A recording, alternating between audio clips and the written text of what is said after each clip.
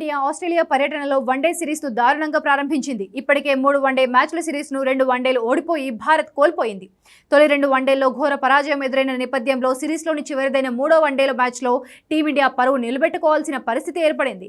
ఈ చివరి match October 25న Sydney cricket గ్రౌండ్లో జరగనుంది. ఈ క్రమంలో సిడ్నీ మైదానంలో ఆస్ట్రేలియా టీమిండియా రికార్డుపై చర్చ జరుగుతోంది. అక్కడి గణాంకాలు ఆందోళన కలిగిస్తున్నాయి. సిడ్నీ మైదానంలో ఆస్ట్రేలియా జట్టుపై టీమిండియా రికార్డును పరిశీలిస్తే 19 మ్యాచ్లు ఆడితే భారత్ గెలిచింది కేవలం 2 మాత్రమే. 16 మ్యాచ్ల్లో ఓడిపోగా ఒక మ్యాచ్ ఫలితం రాలేదు. ఈ లెక్కలను బట్టి చూస్తే సిడ్నీలో ఆస్ట్రేలియా జట్టుదే పైచేయిగా ఉంది.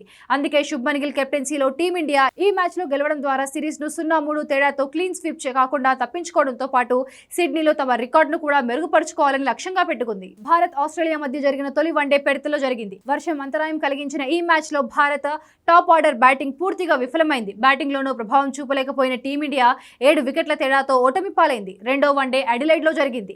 టాస్ ఓడి ముందుగా బ్యాటింగ్ చేసిన భారత్ రోహిత్ శర్మ, శ్రేయస్ అయ్యర్ అర్ధ సెంచరీల సహాయంతో 264 పరుగులు చేయగలిగింది. అయితే ఈ లక్ష్యాన్ని ఆస్ట్రేలియా జట్టు 46.2 ఓవర్లలో 8 వికెట్లు కోల్పోయి ఛేదించింది. టీమిండియా బౌలర్లు 8 వికెట్లు తీసినప్పటికీ మ్యాచ్ను తమ వైపు తిప్పుకోలేక 2 వికెట్ల తేడాతో ఓటమిని చవిచూసింది. వరుస ఓటములతో ఒత్తిడిలో ఉన్న భారత్ సిడ్నీలో సవాలుగా ఉన్న ఈ రికార్డును అధిగమించి కనీసం ఒక విజయాన్నైనా నమోదు చేస్తుందో లేదో వేచి చూడాలి.